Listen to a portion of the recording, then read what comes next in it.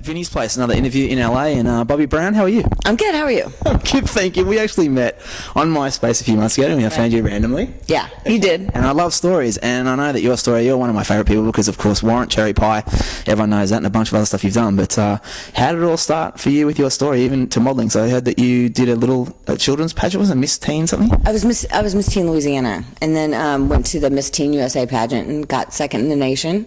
And that's it. And my question at the end was, what do you want to do when you grow up? So I said, I want to model.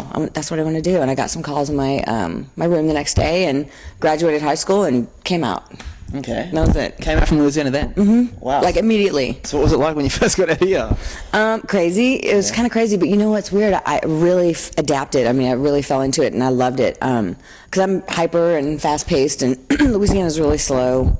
I liked it and I did really well. You know, immediately I got a good reception, so can't beat that. Very cool. Now, I don't often actually do any research for any of the interviews, but I was reading last night because I saw, like I told you just then, Warrant on YouTube, and I read about, was it Star Search or something, and you won Misspoken? What was that about? Like Misspoken? Well, what was that? Yeah. I won more than any other contestant on that show in any category. I won 13 times in a row for the spokesmodel category. Spokesmodel. So what's how does that work? Basically, if you're not a retard, if you can model and you look really cute, and you can speak and you're well read, and I can't even say the word, then you're cool. Okay. Like basically, can you read a teleprompter?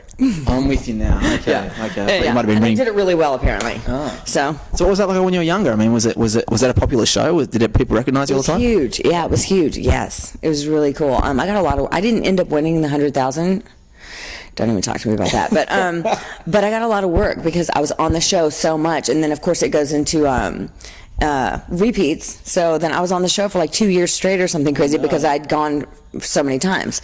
So yeah, I got a lot of work from that, and it was a very popular show at the time. Now I was lucky enough to just a couple of weeks ago, actually a couple of days ago, I was in New York to interview Wendy James, who was the lead singer of Transition Vamp, and they had a massive song in the 80s, a few big hits. And what was it like when that song came out for Warrant and you and your life for Cherry Pie, because it was one of the greatest clips ever, wasn't it? Thank you. It did really well. Yes, it did. Really well. It was like #1 6 months in a row on MTV. He wasn't my boyfriend or husband at the time. When I met him, actually. What was the question? Let's see.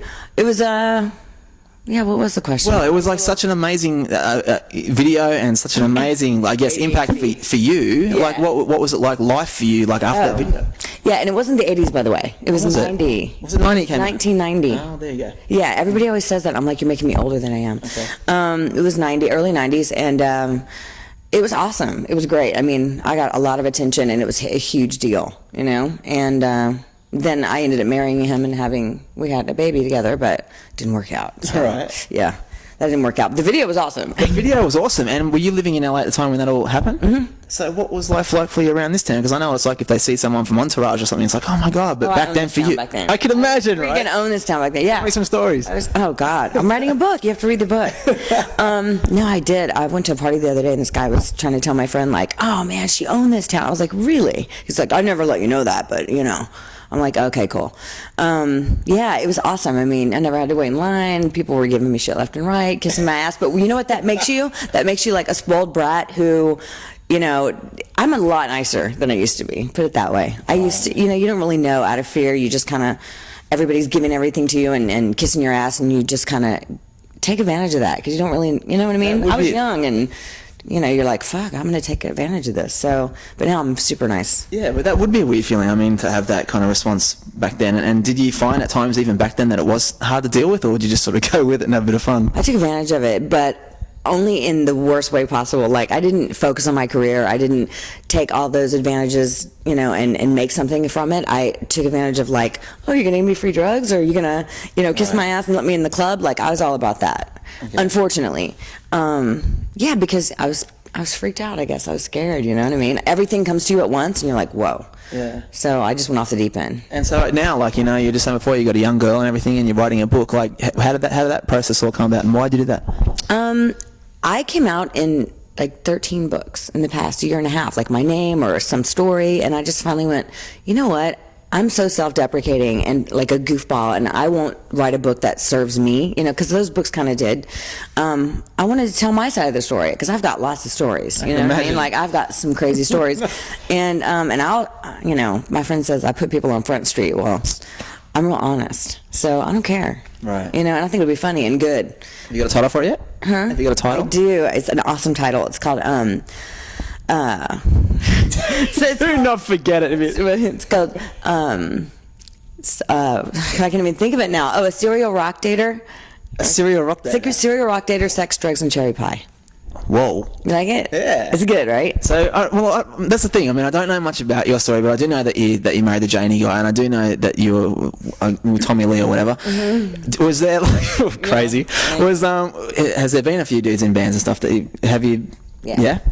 Is that a weird lifestyle? Yeah, I've dated a few. I went through I guess there was a phase maybe, where, but what's funny is, you don't like interact with like attorneys or the guy that works at McDonald's. Like, they'd be boring afterwards, wouldn't they? It's a scene, so we're kind of always interacting and working together. So that's how it kind of came to be. It wasn't like, I'm gonna look for a rock star, and I don't pursue. They pursued me, so it just kind of worked out that way. But yeah, I dated quite a few musicians and what have you. And then I went on a spell where I just didn't date anyone, for a long time. And, I've went through different sessions. Then I went through a spell where I dated really young boys. Really? Yes, totally. How young? Like really young. Like to the point where one guy lied to me and said he was 20-something and he was really 17. And I was wondering why his mom kept going, Imagine you telling his friends. You have no idea. Like his mom was planning to put me in jail and shit. I had no idea, dude. I was like, wow. Yeah, when I found out, I was like, la la la la la. No, I couldn't. The thought of, it was pretty bad. It was really bad, actually. Right. So, I got out of that phase. My mom was telling me I was gross and disgusting for doing that. But I don't know. You get older, you try to grasp youth. You're like, you'll do whatever I say. Yeah, well, they would. I'd be like, okay, do.